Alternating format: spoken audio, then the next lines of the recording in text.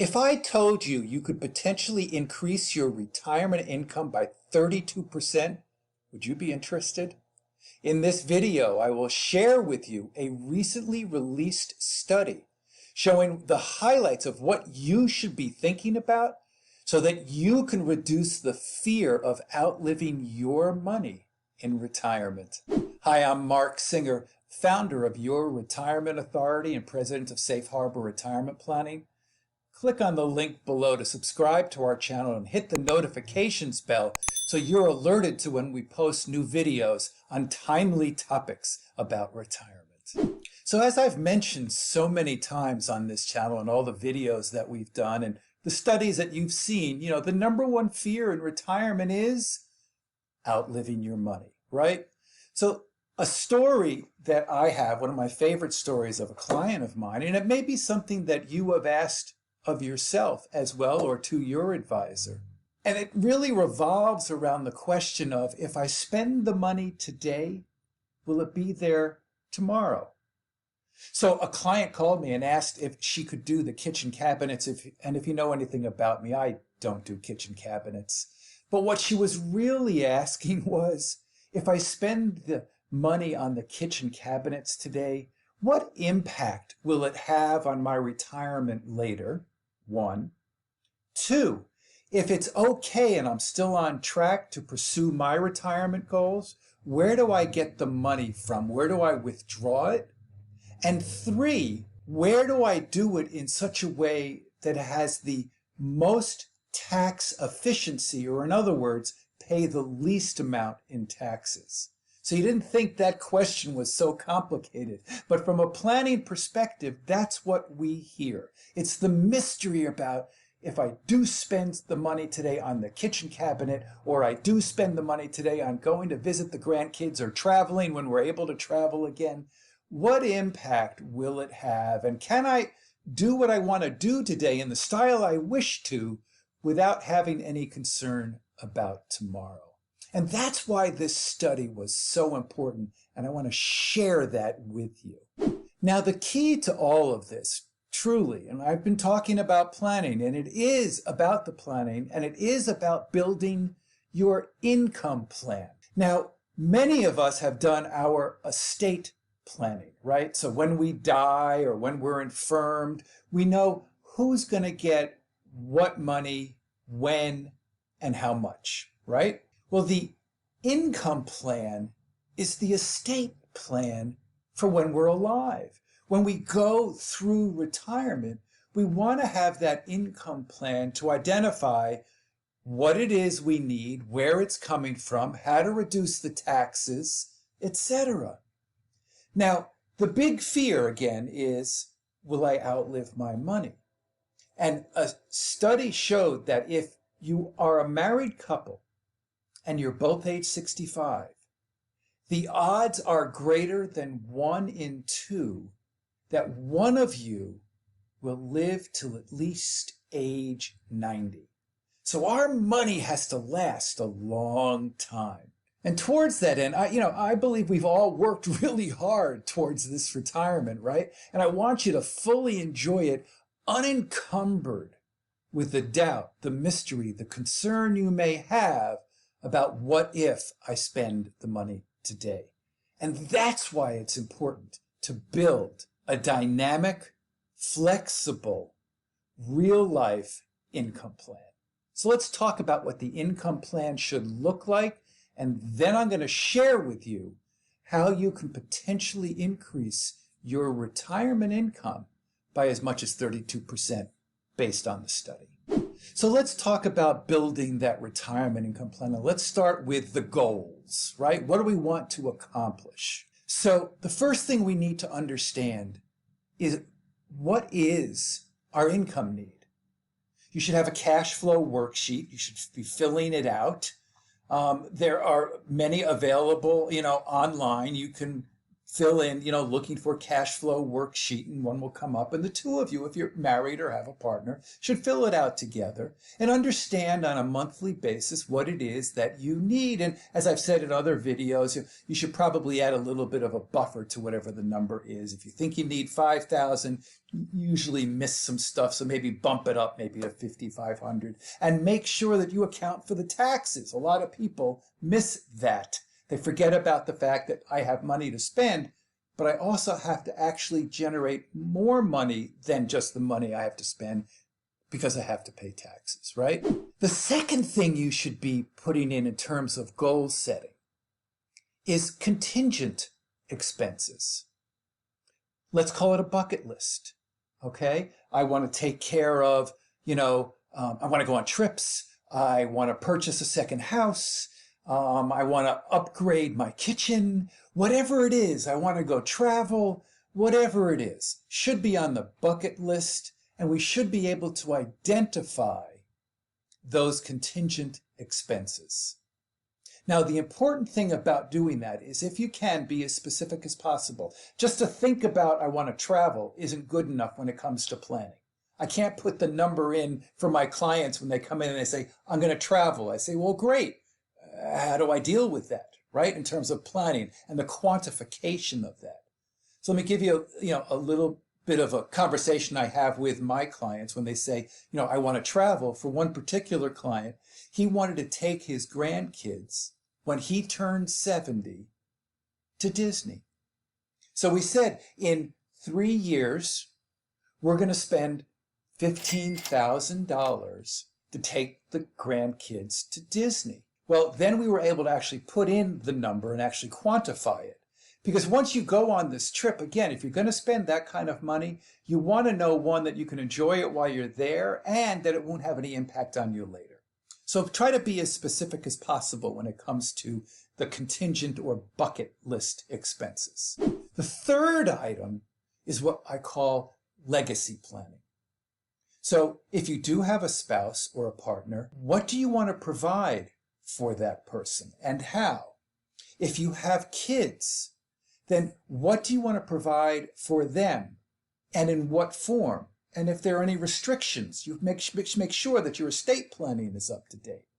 And then are there any grandkids or charitable giving goals that you have? All of this has to be put in place in terms of the goals for your income planning.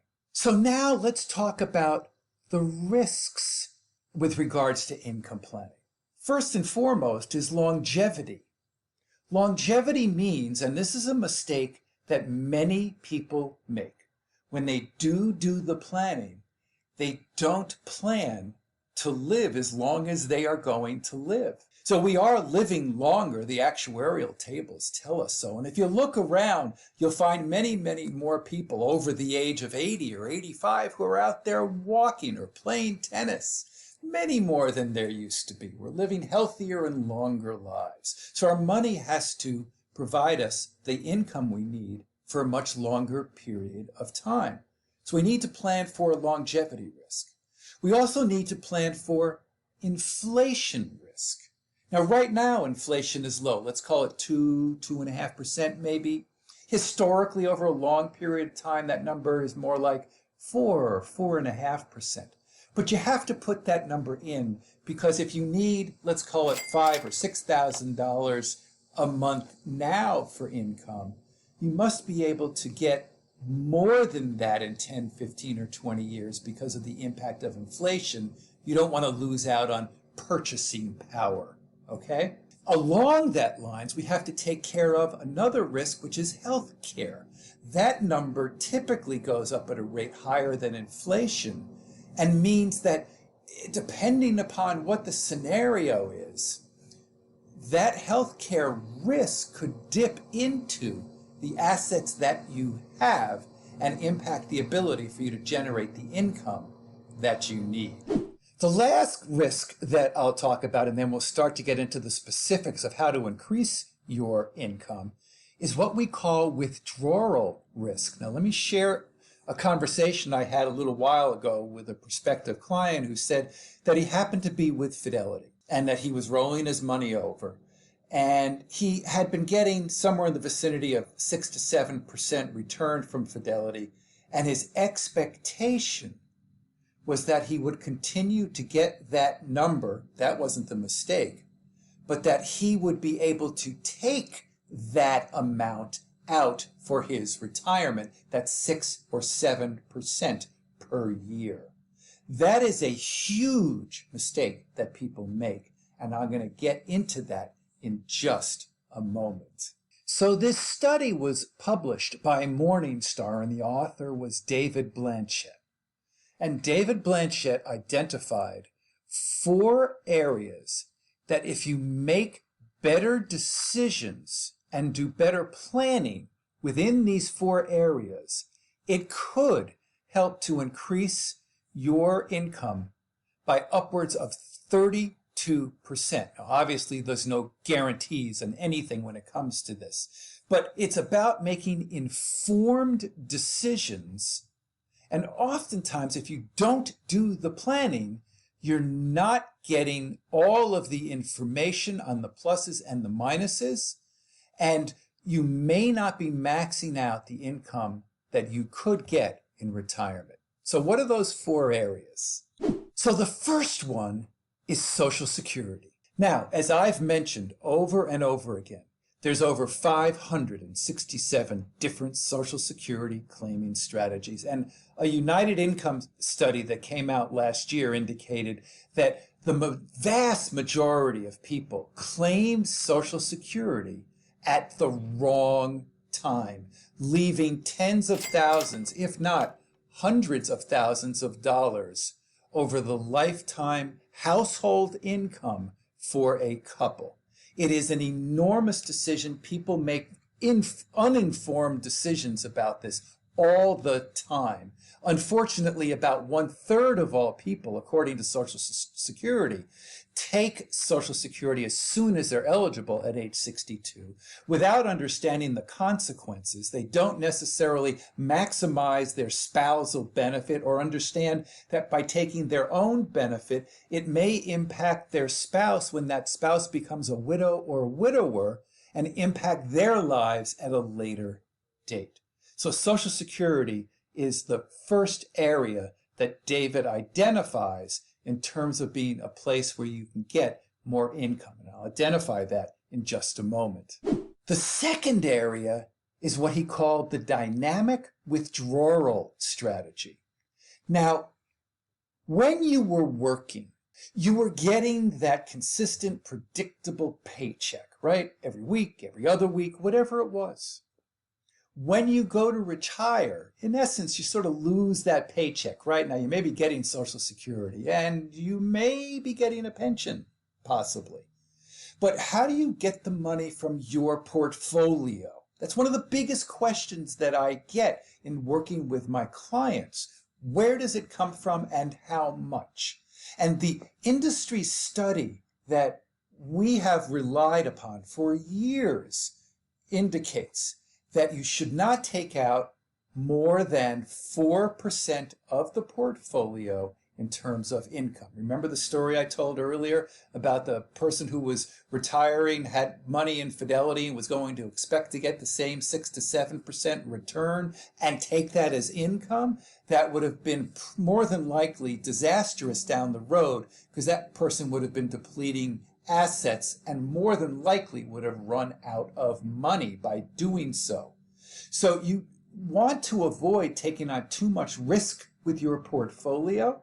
And the way to do that is to have the proper withdrawal strategy. Now, part of that will lead into the third area that David talks about in his study, which is tax efficiency. This is another place that you can increase your retirement income.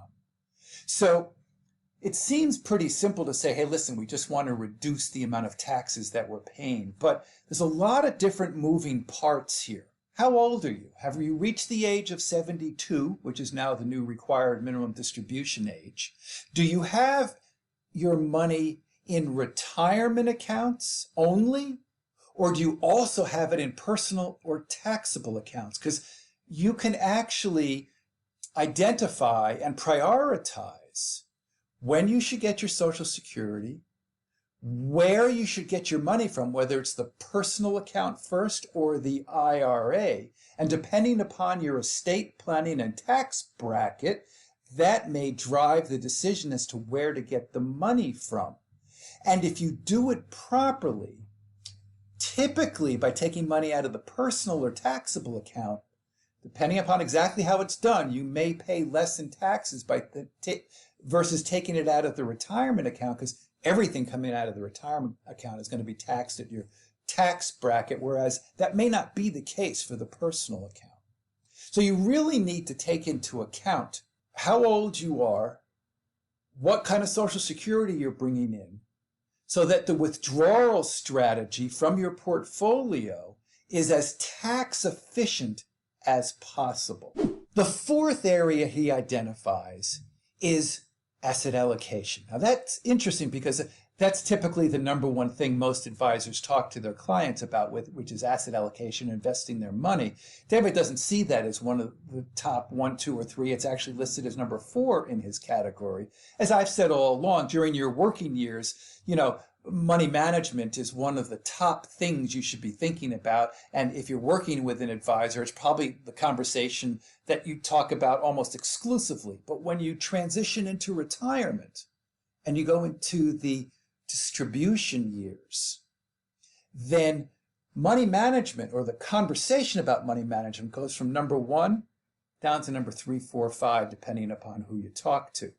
Asset allocation now is driven not by how much you want to accumulate or how much risk you want to take against the S&P or the Dow or whatever.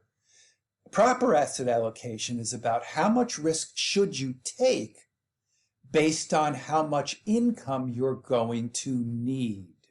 So it's now the income planning that will drive how you allocate your monies and how much risk you take as a result. It's a very different conversation than the one you had with your advisor or planner or 401k provider while you were working. So let's take a look at the results as David has illustrated in his report.